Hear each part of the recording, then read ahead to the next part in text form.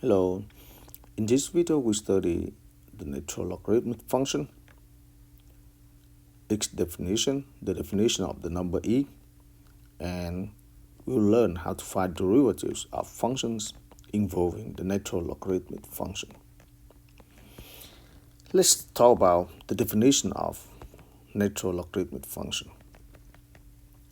Remember that in Calculus 1, we learned two problems. The first problem is the tangent line problem, right? Tangent line problem. The second problem is the area problem. And what is the definition of a definite integral? So if you have some function, right? Suppose that the graph is, above the x-axis, then we need to determine the area of this region, right? Is y equal to f of x, and the area is equal to definite integral from a to b f of x dx. So that is the definition, right, of the definite integral, and we know that is the very first application of definite integrals. All right, let's consider the following example: x to the p, y equal to x to the p, right? So I remember when we study this function, we have the power rule. So we have x to the p dx equal to x to p plus 1 divided by p plus 1 plus constant. But this formula works only in the case when p is not negative 1. That means if you have such function, right, and that gives you some interval a and b, in the case p is not negative 1, you can find the area of the region enclosed by the graph of this function and the x-axis. Okay, but what happens when p equal to negative 1?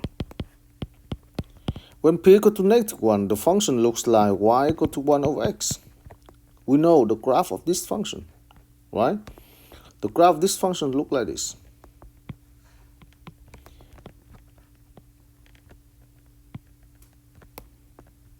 That is y equal to 1 over x.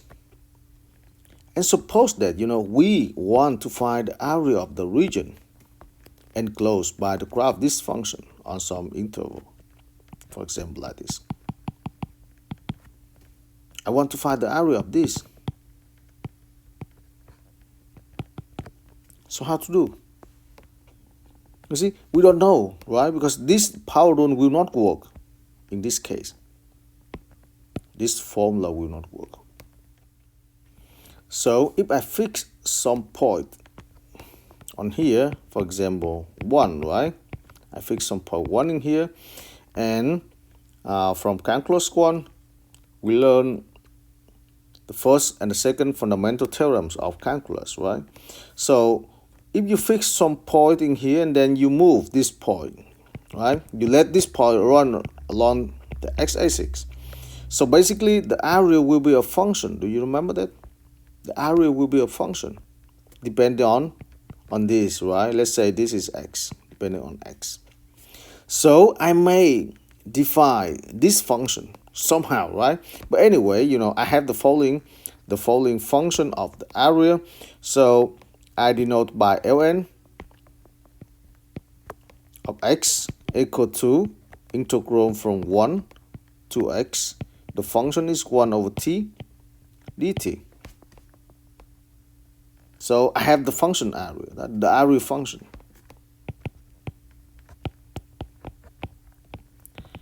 And if I denote this just by ln of x, so I have a new function in here which has the following property: ln of x derivative equal to 1 over x. Right? You take the derivative of this guy, right? Since here you have t, you just, replace t with the x, so you got 1 over x.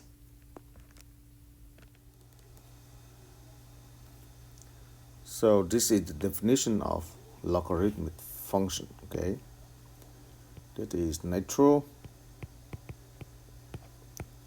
logarithmic function. So it comes from the very first theorem, fundamental theorem of calculus, okay? And again, this is the area function when the function is 1 over x. All right, now look at this. We from the definition of the natural logarithmic function, we have some properties. The first property you can see is when x equal to 0,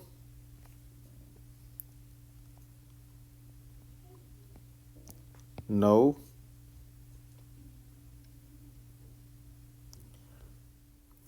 So this is how the natural logarithmic function is defined. Okay, that is the area function. Okay, so now from the definition of the natural logarithmic function, we have some obvious properties. Let me write here. The first property you can see is for x greater than 0 and less than 1, Ln of x is less than 0. Why? In that case, the area is negative. You see this? Because, you know, we fix the point here, right? We fix the point here 1, right? If x go from 1, you know, in this direction, so you have positive. But if x is between 0 and 1, so, you know, what does it mean? Integral from 1 to x. That is the negative direction. So basically, you have the following area right here, right? Right here. But, you know, you go from 1 to the x. Does that make sense? I hope you still remember the property integral from 1 to x equal to negative integral from x to 1. Okay, so since x in this case less than 1, we have negative right here.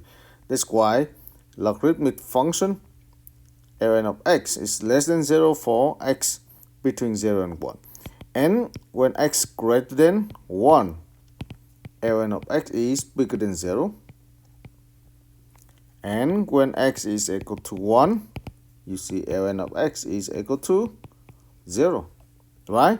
Is, you know, integral from 1 to 1 should be 0. And of course, the function is not defined for x less than 0. You see this? The function is not defined for x less than 0 because, you know, if you have x less than 0 right here, so there's no way to go from, you know, you cannot define, right, the area. You see this? And when x is equal to 0, when x is close to 0, let's say when x goes to 0 from the right, so you can see Ln of x is equal to, it just approaches negative infinity. Why? Because, you know, from this picture, let me erase this.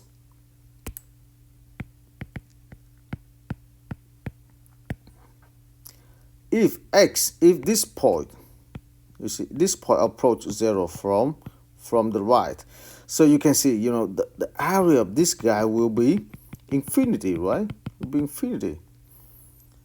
And with the negative, so that's why you have negative infinity. Okay? So you can see here, these are very obvious properties of Ln. And if we talk about continuity of this function, so this function is continuous and increasing, right?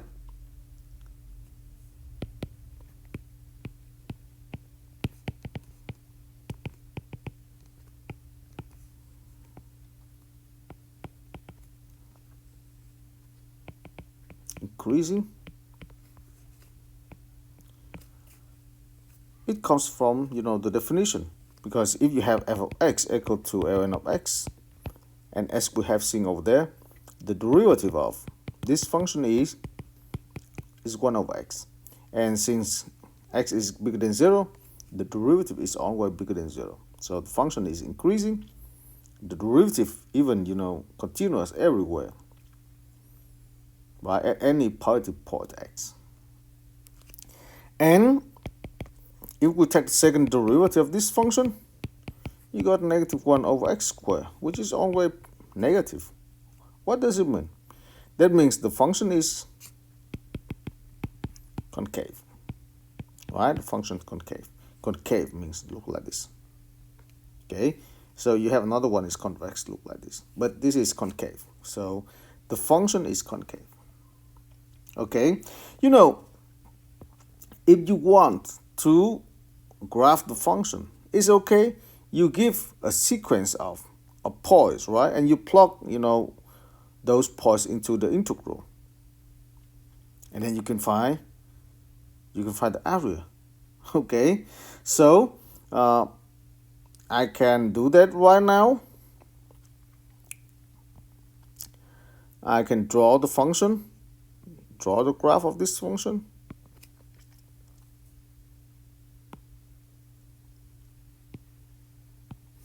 X or y in here. This is the point 1, right? When x equal to 1, and of x equal to 0, that's good. When x approaches 0 right here, and of x goes to negative infinity.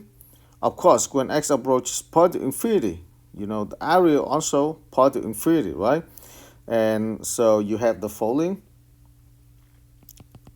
The function is concave, so you might have the following graph. Now let's talk about properties of the natural logarithmic function. We have three very important and useful properties. The first one, logarithmic function convert a product into sum. So when you apply this function to product and you break the product, right, into two factors in here, so you get the function value of a plus the function value of b. Okay. The second one is when you apply logarithmic function to some term like that, a to the n. So here I think we have mistakes here. You can take n out. So basically, if you have power in here, right, you can take this down. All right. Of course, in this case, a greater than 0, in here a and b greater than 0, a and b greater than 0. All right. So as a consequence of the first property, you can get this, the last property. So when you apply logarithmic function to a quotient, so you get the the difference. That's pretty easy, because what is the quotient? That means a times b to -1, right? And that is log a plus log b to -1. And then you apply the second property b, you can take the power down, right? And you get what you need in here. So based on these properties, you would think, yeah, when you have a power function and when you want to avoid power like this, like n in here, okay, so you can apply a logarithmic function, and again you take this down. When you have a product, you want to get, or you want to work with the similar functions, yes, you apply logarithmic function to the product and get a sum, right, or quotient. So you see, it seems like logarithmic function is a really good one. Okay, and you see in the future, there are a lot of applications of such function. All right, let's consider the following example. I have log of square root of 3x plus 2. Okay, so you can see we have three functions in here, right? Let's say the first function is 3x plus 2. The second function is square root. And the last function is log ln, right? The function looks complicated, but actually, when you apply properties in here of the natural logarithmic function, you might have a very simple form. First, I will convert square root as a power, right? 3x plus 2. here power 1 over 2, right? And then you apply, you know, the second property. You can take this down, right? You get 1 over 2 ln of 3x plus 2. I'll tell you, you know, such method helps you to find the derivative of the original function very, very fast. Because, you know, if you want to do differentiation with this function, right, you need to use the chain rule for 3 functions. And this is not good at all, right? But if you just write this form, you only need to apply the chain rule for 2 functions. You see this? And the function right here is very easy, just linear. Okay? So that is one of, you know, examples. The second example, you might have very complicated function like this. ln of what? Of x squared plus 3 square divided by x. And then cube root of x squared plus 1. The function looks very, very difficult. But if I apply again properties of log, I have the following one. You see, I write ln x squared plus 3 square because, you know, this term is on the top, right? So you apply the last property right here. Okay, and then everything in the bottom, so you write with the minus, right, with the negative. So I had log of what? X cube root of x squared plus 1. So that is the first step. I just convert quotient into difference, right? And then since here we have power 2, I can take this down.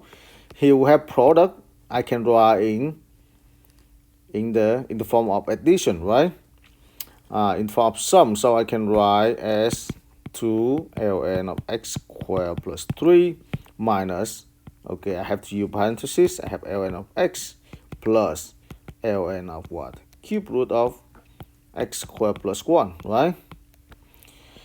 For this term, there's no way to write as log of x squared plus log 3.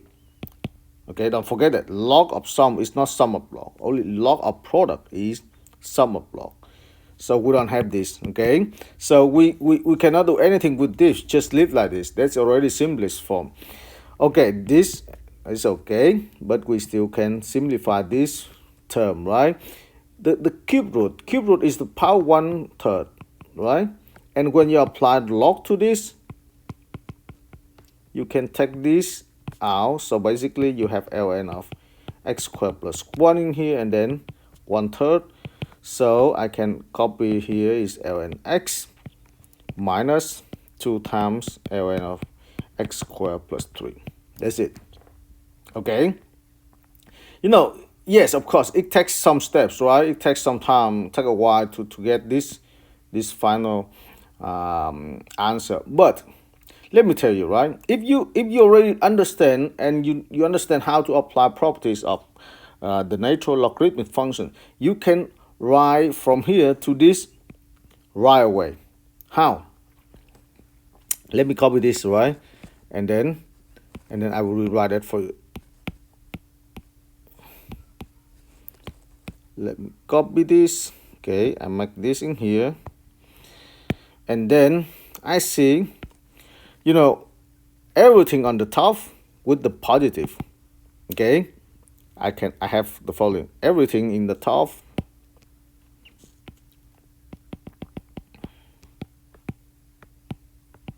will be with positive side, okay? And everything in the denominator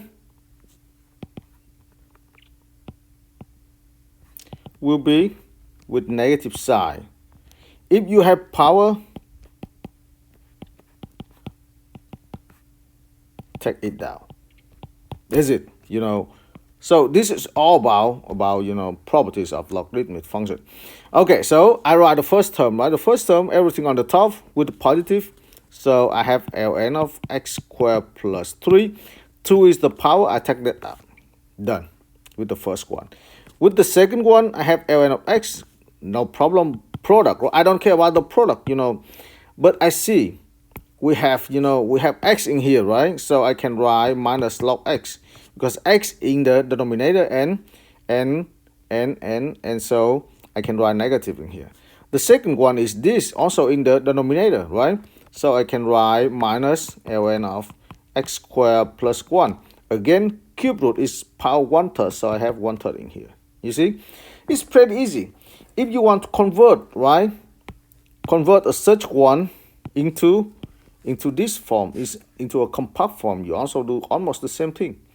Everything with the positive in here you put on the top, right, and everything with the negative you put in the bottom. That's it. Now let's talk about the definition of the number e. The letter e denotes the positive real number such that ln of e equal to 1. And ln of e is the integral from 1 to e of the function 1t 1 over t dt. Okay, so remember that Lx is the integral from 1 to x dt over t, right? And we know that this function takes value from negative infinity to positive infinity. The function is continuous. And not only continuous, differentiable, right? So, from the intermediate value theorem in Calculus 1, there exists a value x such that, ln of x, let's say x0, right, equal to 1, right? Because 1 is in negative infinity to positive infinity. And this value and this number is denoted by e. And that is the number e. And as we have seen that the function is increasing and monotonically increasing, with the derivative bigger than 0. Because the derivative of ln of x is what? Is 1 over x, right, bigger than 0. So the function is always increasing. And that is the reason the number e is unique. Okay, the number e is unique because you don't have two number e's, right, such that ln of e is equal to 1. Okay, don't forget that. All right, now let's talk about the derivative of functions involving the natural log function. We have the following chain rule. If you have some function u in here, so you apply the chain rule, you got u prime over u. Okay, that comes just from ln of x derivative is 1 over x. Let's consider the following example. Like you have ln of 2x and you want to find the derivative of this function. U in this case is 2x, right? That is u. So you take 2x, the derivative in here, and then divide by 2x, right? So you have 2 over 2x, which is just 1 over x. Okay. Let's take another more complicated function. Let's say ln x cubed. So you have how many functions in here? You have 1 function, 2 function, 3 function. Okay. So I want to differentiate this. I will use the chain rule again, right? So I have the derivative of the outside function. I can write ln of x cubed, right? And then derivative divided by ln of x cubed. Okay. And then we apply the chain rule for this function.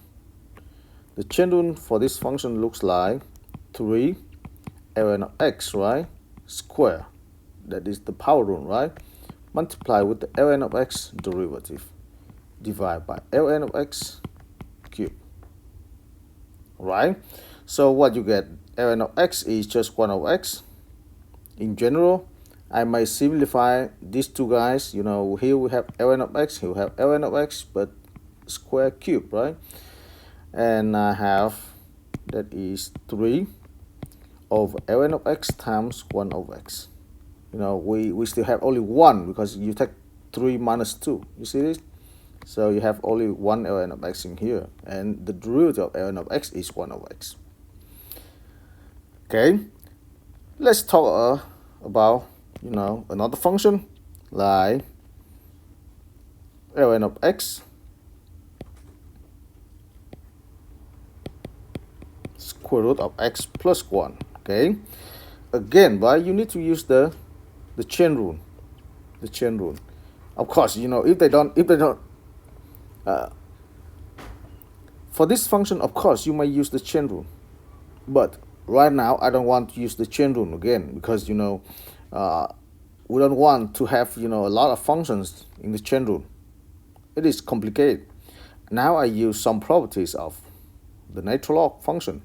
Okay, so as we have done previously, we have square root in here, but what is square root? Square root is, you know, is power 1 over 2, right? And then I write that is just 1 over 2 ln of x plus 1. So the function, the inside function looks easier. You see this?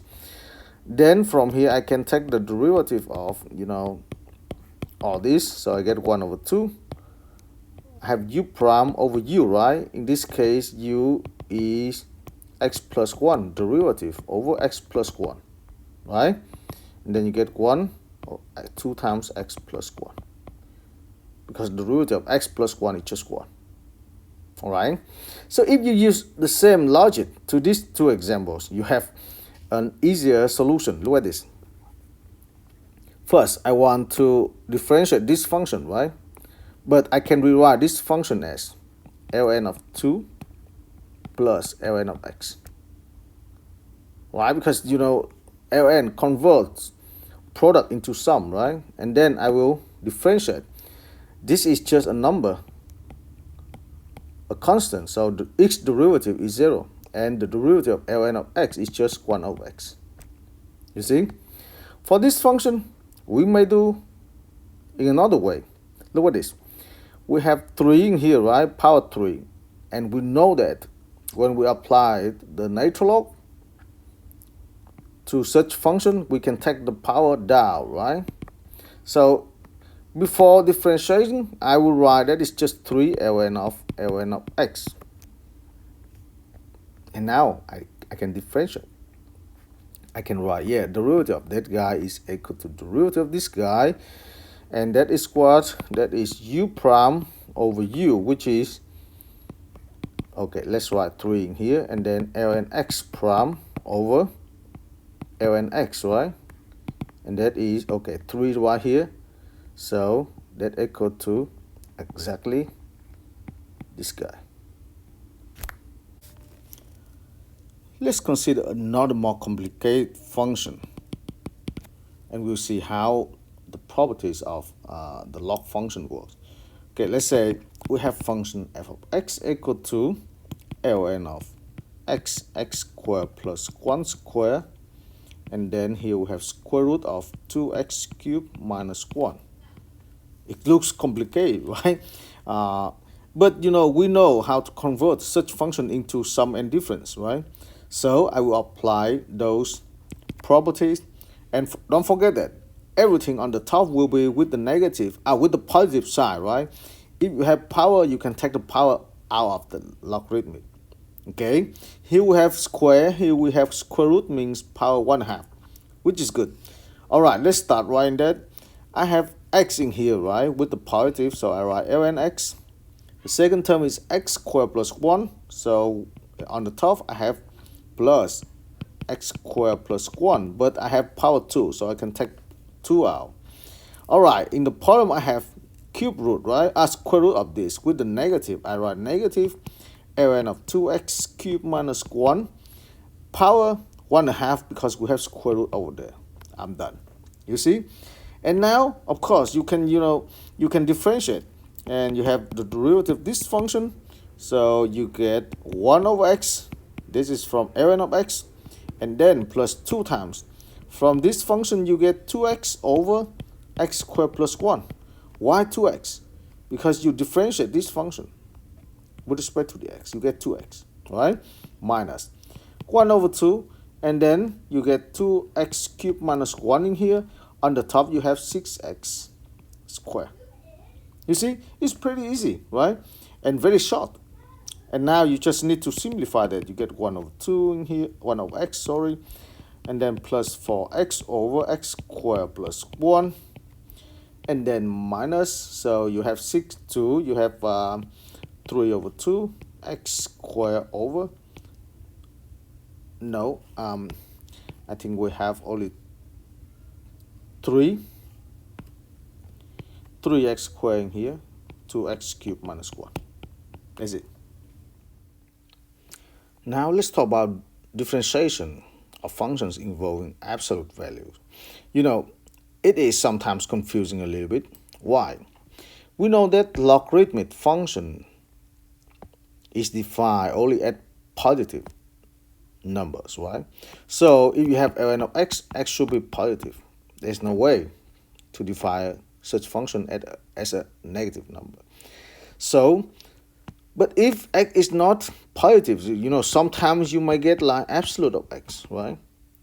And how to find the derivative of such function if you see absolute, okay?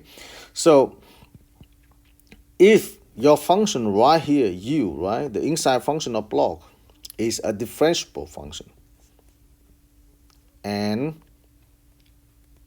the u is different to 0 for every x in, you know, in the interval you are considering, and then you can differentiate that function, and you do almost the same thing with the chain rule for ln of u.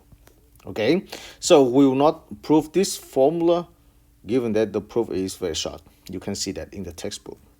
All right, let's consider the following example. We have function f of x equal to ln of cosine of absolute of x. Oh, absolute of cosine of x. You know, cosine takes values from where? From -1 to 1, right? And so that's why you have to take absolute, right? Because, you know, with the absolute you have, you know, positive numbers. Of course, in this case, so you might need to think. In this case, u equal to cosine of x, right? Cosine of x, and then you may consider for x, you know, all x such that cosine of x is not 0. Don't forget that, because you need that condition. U is not 0. So you differentiate this function. By that formula, you get cosine of x derivative over cosine of x, which is negative sine of x over cosine of x, and that is negative tangent of x. And you see, this condition makes sense, right? Because, you know, tangent is sine over cosine. So tangent may not be defined at x such that cosine is 0. So that's why, you know, you need this condition. Okay, let's consider one more example before we finish this section. Using differentiation rule to find axioma of functions involving logarithmic. Okay, so I have the following function y equal to ln of x squared plus 2x plus 3. I need to find the relative axioma. So I hope you still remember steps how to find relative axioma. Firstly, we need to find the derivative, and then, you know, you need to find all critical points, right? What are critical points? At those points, the derivative equal to 0 or the derivative does not exist, right? So we have to find all those points, and then we need to find relative axioma at those points. All right, so let's find the derivative of this guy. We have x squared plus 2x plus 3 derivative divided by x squared plus 2x plus 3. Look at this. we didn't say anything about this term, right? We didn't say anything about that. Because we know exactly this guy is onward positive. This guy is onward positive. Why? Because you know this is nothing but x squared plus 2x plus 1 plus 2. And this is x plus 1 squared plus 2. This is onward positive. You see that? So your u, the function u, is onward positive. So that's why you can apply, you can write in this form, right? Everything is good. And this is 2x plus 2 over x squared plus 2x plus 3. So the derivative exists everywhere. We don't have this case. We need to consider the first case only, when the derivative equal to 0. Okay, so I set this equal to 0. So that is 2x plus 2 equal to 0. From here, I get x equal to -1. The function has only one critical point, right? All right, so in order to classify relative extrema, usually we need to make the chart, right? We need to consider when the first derivative is negative, when the first derivative is positive. All right, let's do that. So I have derivative right here. Now I make the chart. The chart, the function divides everywhere from negative infinity to positive infinity. Here we have -1, okay? Those are all special points. So I have y prime in here. I have y. At -1, the derivative is 0. We need to see the sign of the derivative in this interval and in this interval. For that, I need to pick some point, right? From here, maybe I pick 0, and I plug 0 into the derivative. So when I plug 0 into the derivative, I got 2 over 3, which is positive. So that means the derivative is positive on the whole interval. In here, I can pick -2, right? I plug -2 into this. Of course, this is onward positive, so I just need to see the sign of this guy. So the sign is -2. The derivative is negative on the whole interval. From here, I get the following one. The function is decreasing in here and attain a minimum in here and go up, right? Increase. So that means this guy is extrema. And this not only relative extrema, this is global extrema, right? At the same time, that is global extrema. Let's say minimum, okay? And if you want to find, the function value, you just need to plug -1 into the function, right? I can find the function value right here. F of -1 equal to ln of -1 square minus plus 2 times -1, right? And then plus 3, which is equal to ln of 2. So this is minimum of this function. All right, so I think we can finish this video right here. If you have any questions, please feel free to let me know.